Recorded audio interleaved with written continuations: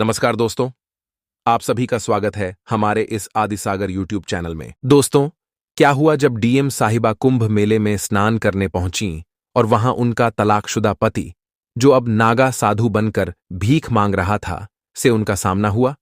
इसके बाद DM madam ने जो किया, उसे सुनकर आपके भी होश उड़ जाएंगे। यह घटना है उत्तर प्रदेश के प्रयागराज शहर की, जहां एक निम्न मध्यम वर्गीय परिवार में एक बेटी का जन्म हुआ था। परिवार में पहले भी कई लड़कियां जन्मी थीं, और जब फिर से एक लड़की का जन्म हुआ तो परिवार के लोग मायूस हो गए। सभी को बेटा चाहिए था, लेकिन बेटी के जन्म पर कोई खुश नहीं था। बच्ची का नाम कविता रखा गया। कविता के पिता का नाम दीनदयाल और मां का नाम सवित्री था। कविता बचपन से ही पढ़ाई में बहुत होशियार थी। वह प्रयागराज के ही एक सरकारी स्कूल में पढ़ाई करती थी और हमेशा अपनी कक्षा में सबसे ज्यादा अंक लाकर पास होती थी। उसके स्कूल के शिक्षक अक्सर उसके माता पिता से कहा करते थे कि उनकी बेटी बहुत होशियार है और इसका भविष्य उज्ज्वल है। वे उन्हें सलाह देते थे कि कविता को आगे पढ़ाएं ताकि वह एक अच्छी नौकरी कर सके। लेकिन उसके पिता हमेशा कहा करते थे, यह तो एक लड़की है, इसे क्या आगे पढ़ाना, यह पढ़ लिख कर क्या करेगी, इसे तो ससुराल जाकर चूल्हा चौका ही संभालना पड़ेगा, इसलिए इसे पढ़ाने की कोई जरूरत नहीं है। पर उसकी मां सवित्री अपने पति से लड़ाई झगड़ा करके कविता को हमेशा पढ़ाती आई थी। धीरे धीरे समय बीत रहा था और अब कविता 10वीं कक्षा में पढ़ाई कर रही थी। उसकी उम्र लगभग 16 साल थी। तभी समाज के कुछ लोग कविता के लिए रिश्ता लेकर उसके माता पिता और दादा दादी के पास आए। यह सुनकर कविता बहुत दुखी हो गई, क्योंकि उसकी उम्र अभी सिर्फ 16 साल थी। लेकिन उसके पिता दीनदयाल बहुत खुश थे, क्योंकि लड़के वाले एक अमीर खानदान से थे। वे चाहते थे कि जल्दी से कविता की शादी करके इस जिम्मेदारी से मुक्त हो जाएं। कविता के दादा दादी भी इस रिश्ते के लिए तैयार हो गए, लेकिन उसकी मां सवित्री अब भी उदास थीं। सबने बिना कविता की रजामंदी पूछे और उसकी पसंद नापसंद जाने बिना ही इस रिश्ते के लिए हां कर दी। लड़के की उम्र करीब 19 साल थी, जबकि कविता की सिर्फ 16 साल। जब कविता को पता चला कि उसकी शादी के लिए रिश्ता तय कर दिया गया है और कुछ दिनों में उसकी शादी होने वाली है, तो वह बहुत दुखी हो गई। उसने अपनी मां से कहा, मां, मुझे आगे पढ़ाई करनी है। मुझे अभी 11वीं और 12वीं की परीक्षा भी देनी है। मैं आगे पढ़ना चाहती हूं। मुझे शादी नहीं करनी है। लेकिन उसकी मां सवित्री भी क्या कर सकती थी? वह भी अपने सास ससुर और पति के आगे मजबूर थीं। एक दिन उन्होंने अपने पति दीनदयाल से कहा, अभी कविता शादी नहीं करना चाहती है, उसे पढ़ाई करने दीजिए, इसकी शादी हम बाद में करवा देंगे। ये सुनकर दीनदयाल बहुत गुस्से में आ गए। उन्होंने सवित्री को खूब मारा और प्रताड़ित किया, कहते हुए, तू ही इस लड़की को बिगाड़ रही है। बड़ी होकर यह किसी लड़के के साथ भागकर शादी कर लेगी और मेरा नाम समाज में डूबा देगी। इससे अच्छा है कि मैं अभी इसकी शादी करके इस समस्या से छुटकारा पा लूं। यह सब सुनकर कविता बहुत दुखी हो गई। अपनी मां को मार खाते हुए देखकर वह भी पिघल गई और शादी के लिए हां कर दी। इसके बाद उसकी 10वीं की परीक्षा हुई, जिसमें वह अच्छे नंबरों से पास हुई। लेकिन अब उसकी शादी की तारीख पास आ गई और उसे यह बाल विवाह करना पड़ा जो वह नहीं चाहती थी। शादी के अगले दिन कविता ने अपने पति से बात करने की कोशिश की, लेकिन उसका पति न तो उसकी ओर देखता था और न ही उसके करीब आता था। शादी के बाद भी दोनों के बीच दूरियां बनी रहीं। कविता अपने सास ससुर और घर के अन्य लोगों की सेवा करती थी। वह सुबह जल्दी उठकर खाना बनाती, घर की सफाई करती और धीरे धीरे उसके सास ससुर भी उसे प्रताड़ित करने लगे। आए दिन वे उसे ताने मारते और ढेर सारा काम करवाते। अब उसका पति भी धीरे धीरे प्रताड़ना में शामिल हो गया। वह रोज रात को शराब पीकर आता और कविता को परेशान करता और बिना किसी बात के शोषित करता और परेशान करता था। कविता धीरे धीरे बहुत ज्यादा परेशान हो रही थी। एक दिन वह अपने माता पिता के घर जाती है, जहां वह अपनी मां और अपने पिता को अपने साथ हो रहे अत्याचार के बारे में बताती है। लेकिन उसके पिता उसका साथ नहीं देते और कहते हैं, जैसा तेरे सास ससुर कहें तू वैसा ही कर, अपने पति से ज्यादा झगड़ा मत किया कर। ऐसा कहकर वे कविता को ससुराल वापस भेज देते हैं।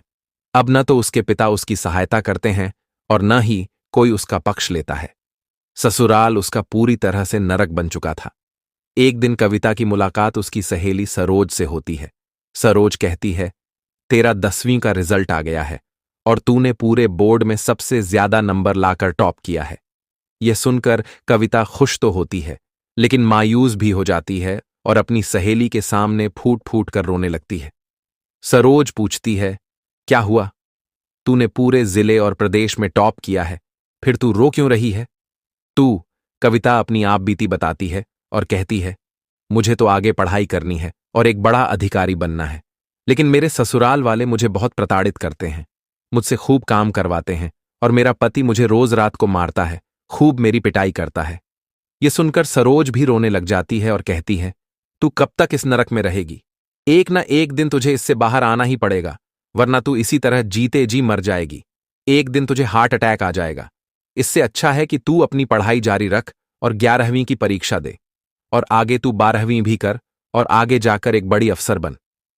अगर तू ऐसे ही इस नरक में रहेगी तो अपनी पूरी जिंदगी कैसे बिताएगी? सरोज कविता का काफी उत्साह बढ़ाती है और कहती है, तू आगे पढ़ाई कर, तेरे बहुत बड़े सपने थे। आखिर क्या हुआ तेरे उन सपनों का? इसके बाद कविता गहरी सोच में पड़ जाती है। थोड़ा समय आगे बढ़ता है, लेकिन सरोज की बातें कविता के दिमाग में गहराई से बैठ जाती हैं। इसके बाद कविता के दिमाग में कई तरह के विचार आते हैं और एक दिन वह अपने ससुराल को छोड़कर भागने का ठान लेती है। एक रात वह अपने कुछ गहने जो उसके माता पिता ने उसे दिए थे लेकर ससुराल छोड़ देती है और बस पकड़कर दिल्ली चली जाती है। वहां उसकी एक सहेली रहती थी। वह दिल्ली में ही रहकर अपनी आगे की पढ़ाई पूरी करने लगती है। कविता दिल्ली के एक सरकारी स्कूल में दाखिला लेती है, जहां वह अपनी 11वीं की परीक्षा देती है और 12वीं में भी दाखिला मिल जाता है। वह छात्रवृत्ति के आधार पर अपना दाखिला लेती है और अपनी दोस्त के घर पर ही रहती थी। उसके पास कुछ पैसे और गहने भी थे, जिससे उसका गुजारा चलता था। धीरे धीरे समय आगे बढ़ता है। उसके माता पिता और ससुराल वाले कविता को ढूंढ ढूंढ कर हार मान चुके थे। उधर कविता अपनी आगे की पढ़ाई जारी रखती है। समय के साथ वह 12वीं कक्षा में भी अच्छे नंबरों से पास हो जाती है। इसके बाद उसके अच्छे परिणाम के आधार पर उसे एक अच्छे कॉलेज में एडमिशन मिल जाता और वह बीए की परीक्षा में भी काफी अच्छे नंबर लाकर पास होती है और अपना नाम रोशन करती है। अब उसका लक्ष्य आगे एक बड़े अफसर बनने का था। एक दिन उसके कॉलेज में दिल्ली की कलेक्टर मैडम आती हैं। कलेक्टर मैडम अपने भाषण में अपने जीवन के संघर्षों को सभी बच्चों के साथ साझा करती हैं। कविता कलेक्टर मैडम की कहानी सुनकर बहुत प्रभावित होती है और वहीं से कलेक्टर बनने की प्रेरणा पाती है। कविता उसी दिन ठान लेती है कि वह भी एक दिन कलेक्टर बनेगी, लेकिन उसे यह समझ नहीं आ रहा था कि आखिर कलेक्टर बनने के लिए क्या करना पड़ता है। उसे इस बारे में जानकारी नहीं थी। इसके बाद वह कलेक्टर मैडम का पीछा करती है। सौभाग्य से कलेक्टर मैडम की नजर कविता पर पड़ जाती है। वह कविता से कहती हैं, बेटा क्या हुआ? मैं तुम्हें कब से देख रही हूं, तुम मेरा पीछा कर रही हो। भाषण देते समय भी मुझे तुम्हारे अंदर एक अलग ही तेज दिखाई दे रहा था। बोलो बेटा, क्या हुआ? कविता अपने जीवन की पूरी सच्चाई कलेक्टर मैडम को बता देती है। वह कहती है, मेरा बाल विवाह हुआ है। मेरे ससुराल वाले मुझे बहुत परेशान करते हैं। मेरा पति भी मुझे बहुत प्रताड़ित करता था। वहां से भागकर मैंने दिल्ली में एक सरकारी स्कूल में दाखिला लिया और अब बीए की परीक्षा दे रही हूं। यह सुनकर कलेक्टर मैडम कहती हैं, कविता बेटा, तुम बहुत बहादुर हो और तुमने बहुत अच्छा किया कि अपने उज्जवल भविष्य के लिए कदम उठाया। अगर तुम चाहो तो अपने भविष्य को बहुत सुनहरा बना सकती हो। कविता उनसे पूछती है, मैडम, मुझे आगे जाकर क्या करना चाहिए? मैं भी आपके जैसी बड़ी अफसर बनना चाहती हूं। तब कलेक्टर मैडम कविता को बताती हैं, अगर तुम्हें मेरे जैसा बड़ा अफसर बनना है तो तुम्हें आईएएस की परीक्षा देनी होगी। यह परीक्षा काफी कठिन होती है, लेकिन मुझे तुम में वह काबिलियत नजर आ रही है। अगर तुम चाहो तो यह परीक्षा दो और इसकी तैयारी करो। एक दिन तुम भी एक बहुत अच्छी कलेक्टर बनोगी। यह सुनकर कविता बहुत प्रभावित होती है। अब उसे अपना लक्ष्य मिल चुका था। वह समझ चुकी थी कि उसे कलेक्टर बनना है।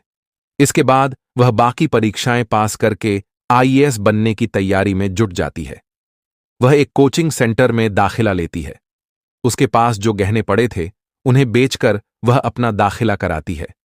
कविता अपनी आगे की पढ़ाई जारी रखती है। इसके बाद उसकी मुलाकात एक गांव के लड़के से होती है जो आईएएस की तैयारी कर रहा होता है। उसका नाम रवि था।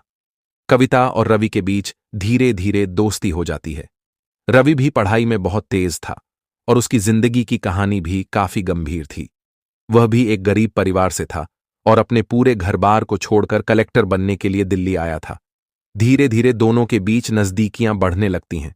दोनों एक दूसरे का उत्साह बढ़ाते हैं और एक दूसरे को पढ़ाई में आगे बढ़ाने में मदद करते हैं। वे साथ में आईएएस की परीक्षा की तैयारी कर रहे होते हैं। एक के बाद एक वे आईएएस की परीक्षाएं देते जाते हैं और पहली परीक्षा में दोनों अच्छे नंबर लाकर पास हो जाते हैं। उनके अंदर काफी उत्साह था और दोनों मन लगाकर साथ में पढ़ाई कर रहे थे। लेकिन जहां एक लड़का और एक लड़की होते हैं वहां पर रिश्ता दोस्ती तक सीमित नहीं रहता। ये रिश्ता एक समय पर आकर आगे बढ़ ही जाता है। दोनों के बीच नजदीकियां और बढ़ती हैं और एक दिन रवि कविता को प्रपोज कर देता है। वह कहता है, कविता, मैं तुमसे बहुत प्यार करता हूं। कविता भी मन ही मन रवि से प्यार करती थी, लेकिन वह चाहकर भी उसे हां नहीं बोल पा रही थी क्योंकि उसका लक्ष्य अभी कुछ और था और उसका पति अभी भी जिंदा था। कविता कहती है, मैं शादीशुदा हूं। भले ही मैं अपने पति के साथ कभी भी नजदीक नहीं हुई हूं, लेकिन मैं तुमसे कुछ भी झूठ नहीं बोलना चाहती। मैं तुम्हें सारी सच्चाई बताना चाहती हूं। मुझे तुम बहुत पसंद हो, लेकिन मेरा बाल विवाह हुआ है और मैं अपने पति को छोड़कर यहां आई हूं। रवि कहता है, मुझे तुम्हारे पास्ट से कोई लेना देना नहीं है।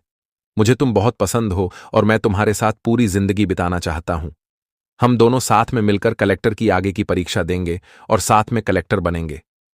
इसके बाद कविता भी रवि को हां कर देती है और दोनों एक दूसरे के और ज्यादा नजदीक आ जाते हैं। लेकिन कहते हैं ना कि जहां नजदीकियां बढ़ जाती हैं वहां लक्ष्य छूट जाते हैं, और हुआ भी यही। धीरे धीरे रवि का पढ़ाई से मन हट रहा था, जबकि कविता का ध्यान अपने लक्ष्य पर केंद्रित था। वह अपनी परीक्षा की तैयारी पूरी जोरों शोरों से कर रही थी, लेकिन रवि के मन में सिर्फ कविता के ही ख्याल थे। अब अगली परीक्षा आ चुकी थी। कविता ने अपना पेपर खूब अच्छे से दिया और रवि ने भी अपना पेपर दिया, लेकिन परिणाम उम्मीद के बिल्कुल उलट निकले। कविता अपनी परीक्षा में अच्छे नंबरों से पास हुई, जबकि रवि फेल हो जाता। यह देखकर रवि काफी ज्यादा दुखी हुआ। कविता ने भी रवि से कहा, हम कुछ समय के लिए अब दूर रहेंगे, क्योंकि अगर हम दोनों ऐसे ही साथ रहेंगे तो इसका असर हमारी पढ़ाई पर पड़ेगा और अब आखिरी पड़ाव आ चुका है। कविता ने रवि की बात सुनी और खुशी के मारे उसकी आंखों में आंसू आ गए। उसने कहा, तुम सच में मुझे ऐसा सुनाए हो? क्या मैंने सच में कलेक्टर बनने के लिए टॉप किया है? रवि हंसते हुए कहता है, हां, तुमने पूरे जिले में टॉप किया है और अब तुम्हें कलेक्टर बनने का अवसर मिलेगा। मुझे खुशी है कि तुमने यह साबित कर दिया कि किसी भी मुश्किल को पार कर बड़े लक्ष्य को हासिल किया जा सकता है। कविता की आंखों में आंसू थे, लेकिन वह अपने आंसुओं को छिपा नहीं पाई। उसने कहा, यह सब तुमसे मिले समर्थन, प्रेरणा और मेहनत के कारण हो सका। बिना तुम्हारी मदद के मैं यह रास्ता नहीं तय कर सकती थी। रवि और कविता दोनों एक दूसरे को देखकर मुस्कुराए। कविता के लिए यह सफलता सिर्फ एक व्यक्तिगत उपलब्धि नहीं थी, बल्कि यह हर उस कठिनाई, संघर्ष और दर्द का प्रतीक थी जिसे उसने अपने जीवन में सहा था। कविता का जीवन अब एक नई शुरुआत की ओर बढ़ रहा था और रवि भी उसकी सफलता को देखकर गर्व महसूस कर रहा था। अब दोनों जानते थे कि सफलता सिर्फ शिक्षा और कठिन मेहनत से नहीं, बल्कि अपने सपनों के लिए लगातार लड़ने और हार न मानने से मिलती है। अगले कुछ दिनों में कविता का इंटरव्यू हुआ, जिसमें उसने शानदार प्रदर्शन किया और अपनी पूरी तैयारी को साबित किया। परिणाम आया और कविता ने कलेक्टर बनने का सपना पूरा किया। रवि ने उसकी कड़ी मेहनत को देखा और कहा, तुमने सिर्फ अपने लिए नहीं, बल्कि उन सभी महिलाओं के लिए भी एक मिसाल पेश की है जो समाज में दबावों और चुनौतियों का सामना करती है। तुमने हमें सिखाया कि किसी भी स्थिति में अपने सपनों से समझौता नहीं करना चाहिए। कविता ने कहा, यह मेरी केवल व्यक्तिगत सफलता नहीं है, यह उन सभी लोगों की सफलता है जिन्होंने मेरे सपने में विश्वास किया और मुझे हर कदम पर समर्थन दिया। अब कविता कलेक्टर बन चुकी थी, लेकिन उसका सफर यहीं खत्म नहीं हुआ था। उसने और रवि ने कसम खाई थी कि वे दोनों एक दूसरे का साथ नहीं छोड़ेंगे और अपनी मंजिल तक एक साथ आगे बढ़ेंगे। कविता ने रवि को गले लगाकर बहुत रोते हुए पूछा, तुम्हारे रिजल्ट का क्या हुआ? रवि ने मुस्कुराते हुए कहा, मैं तो तीसरे अटेम्प्ट में भी फेल हो गया था और चौथे अटेम्प्ट में भी फेल हो चुका हूं। यह सुनकर कविता का दिल भर आया। उसने मायूस होकर कहा, मुझे माफ कर दो। लेकिन रवि ने हौसला देते हुए कहा, कोई बात नहीं, तुम तो कलेक्टर बन गई हो ना, मैं उसमें ही खुश हूं। दोनों ने एक दूसरे को फिर से गले लगाया। इसके बाद कविता ने रवि से कहा, मैं डीएम के पद पर नियुक्त होने से पहले तुमसे शादी करना चाहती हूं, लेकिन उससे पहले मुझे कानूनी तौर पर अपने पति से तलाक लेना पड़ेगा। कविता ने अपने पति को तलाक का नोटिस भी जारी किया, लेकिन उधर से कोई जवाब नहीं आया। धीरे धीरे समय बीतता गया और रवि और कविता दोनों साथ रहने लगे। वे अब भी शादी नहीं कर पा रहे थे, क्योंकि कविता का अपने पहले पति से तलाक नहीं हो रहा था। इतने में कविता की पहली पोस्टिंग उत्तर प्रदेश के लखनऊ शहर में हो गई, जहां उसे अपना कार्यभार संभालना था। सबसे पहले कविता अपनी मां से मिलने घर गई। उसने घर जाकर अपनी मां को ढूंढा, जो किचन से बाहर आईं। अपनी बेटी को सामने देखकर मां खुशी से झूम उठीं। उन्होंने कविता को गले लगाया और कहा, बेटी, तू कहां गई थी इतने साल? हम सब बहुत परेशान थे। कविता ने अपनी मां को बताया, मां, मैं दिल्ली में थी। वहां मैंने खूब मेहनत की और आज मैं कलेक्टर बन गई हूं। यह सुनकर उसकी मां की आंखों में आंसू आ गए और उन्होंने अपने पति को बुलाया।